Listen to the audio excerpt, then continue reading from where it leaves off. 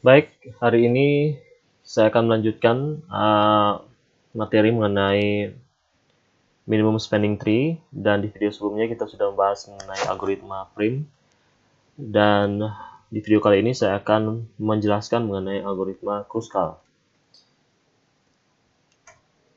Jadi algoritma Kruskal ini juga merupakan algoritma yang digunakan untuk menghitung minimum spanning tree, namun secara konsep berbeda dengan algoritma prim. Kalau algoritma prim kita menggunakan matriks. Kalau ini kita akan menuliskan sisinya satu per satu. Kita lihat di sini ada contoh, ada sebuah graf dan memiliki 4 buah vertex A, B, C, D, gitu ya. Kemudian masing-masing sudah diberikan bobot. Maka kita akan menuliskan semua sisi yang saling terkoneksi. Di sini ada sisi C ke D, itu bobotnya 3, sisi B ke D bobotnya 4, sisi A ke D bobotnya 5, dan seterusnya sampai sisi A ke D.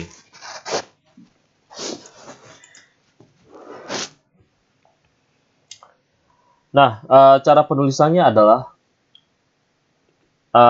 bobot paling rendah itu harus diletakkan di posisi paling atas. Sehingga karena bobot yang paling rendah adalah C dan D, maka C dan D diletakkan di paling atas. Bobot terendah kedua adalah B dan D, maka diletakkan di urutan kedua. Dan bobot yang paling besar adalah A ke B dengan nilainya 8, itu diletakkan di paling bawah. Nah, setelah diurutkan, maka kita harus mengarsir satu-satu dari bagian paling atas. Di sini kita akan pertama kali mengarsir bagian C ke D, ya, C ke D. C ke D ini sudah diarsir, maka diarsir lagi B ke D. Nah, B ke D ini sudah diarsir lagi A ke D. Nah, setelah itu, mengapa A ke C tidak boleh diarsir? Karena kalau A ke C diarsir, berarti saya tarik garis dari A ke C atau sebaliknya C ke A, maka ini akan membuat satu sirkuit, yaitu sirkuit ACDA. Dan ini tidak boleh dilakukan dalam minimum spanning tree, karena syarat dari sebuah tree adalah tidak boleh mengandung sirkuit. Nah, begitupun dengan A ke B. A ke B juga atau B ke A juga tidak boleh dikoneksikan, karena kalau dikoneksikan maka akan terbentuk sirkuit, yaitu sirkuit A, B, D kembali ke A. Nah, maka dengan demikian kita sudah mendapatkan satu minimum spanning tree seperti gambar yang ini. Kita akan melihat lagi satu contoh lain yang lebih kompleks. Nah, di sini ada satu graf yang memiliki 7 vertex, gitu ya, 7 vertex. Kemudian sekitar 2, 4, 6, 8, 11 sisi. Maka kita harus membuat list semua sisi yang saling terkoneksi. Kemudian sisi yang memiliki bobot paling kecil itu diletakkan di paling atas, dan bobot yang paling besar diletakkan di paling bawah. Sehingga kita lihat ini sudah disusun dari paling atas, yang paling kecil bobotnya, dan yang paling bawah yang paling kecil, yang paling besar bobotnya. Seperti contoh sebelumnya, kita langsung arsir. Ya, A ke F diarsir, kemudian C ke F diarsir, kemudian E ke H diarsir, kemudian B ke C juga diarsir. Nah, kemudian di sini A ke E, kita lihat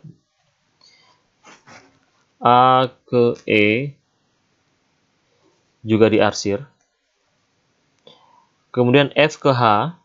Nah, F ke H ini tidak boleh diarsir, karena kalau diarsir maka akan membuat satu sirkuit, yaitu sirkuit A, E, H, F kembali ke A. Maka F dan H tidak boleh diarsir. Berikutnya A ke H. A ke H juga tidak boleh diarsir, karena nanti akan menimbulkan sirkuit, yaitu sirkuit A, H, E kembali ke A. Kemudian B ke F juga tidak boleh diarsir, karena akan menimbulkan sirkuit. Kemudian yang berikutnya C ke G. C ke G ini boleh diarsir. Kemudian A ke B tidak boleh diarsir, karena akan menimbulkan sirkuit. Begitupun dengan F ke G. Oke, maka bagian yang tidak diarsir dieliminasi dan bagian yang diarsir ditinggalkan, sehingga bentuk akhir dari minimum spanning tree adalah seperti ini. Dengan bobotnya adalah 3 plus 5 plus 1 plus 2 plus 7 plus 4. Demikian contoh dari dari konsep algoritma Kruskal. Jadi ada dua bentuk algoritma yang digunakan dalam minimum spanning tree, yaitu algoritma Prim dan algoritma Kruskal.